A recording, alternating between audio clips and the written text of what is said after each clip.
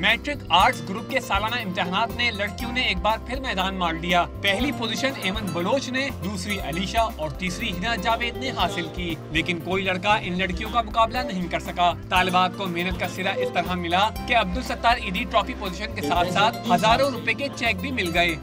दूसरी ये कि ट्रॉफी तुम्हें अब्दुल सत्तार ईदी यादगार ट्रॉफी दी जा रही है, और साथ ही पिछले बरस फर्स्ट आने वाले को 5,000, सेकंड को 3,000, थर्ड को 2,000 दिए जाते थे। इस मर्तबा हम फर्स्ट आने वाले को 50,000 दे रहे हैं, अभी दे रहे हैं, यहाँ दे रहे हैं, चेक के दे रहे हैं। सेकंड आने वाले को 30,000 दे रहे हैं और थर्ड आने वाले को 20,000 दे रहे हैं। फैसल ईदी ने सरकारी तालीमी इदारों के मेयार को बेहतर बनाने की जरूरत पर जोर दिया। उन्होंने हुकूमत से अपील की कि तालीम के बजट में इजाफा करें ताकि गरीब का बच्चा भी बेहतर तालीम हासिल कर सके। हम अपने सरकारी स्कूल के निज़ाम को दोबारा से बेहतर कर पाएँ, ऐसा हमें काम करना होगा ताकि हम अपने पाकिस्तान के अंदर से नाखवानदगी को ख़त्म कर सकें। रिक्वेस्ट करूँगा हुकूमत पाकिस्तान को, चारों पाँचों सूबों की जो है वो हुकूमतों को, कि अपने तालीम और सेहत के बजट को बढ़ाएं।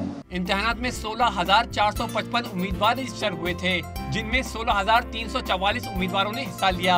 114 तलबा ने A1 ग्रेड हासिल किया, जबकि 947 उम्मीदवारों ने A ग्रेड लिया।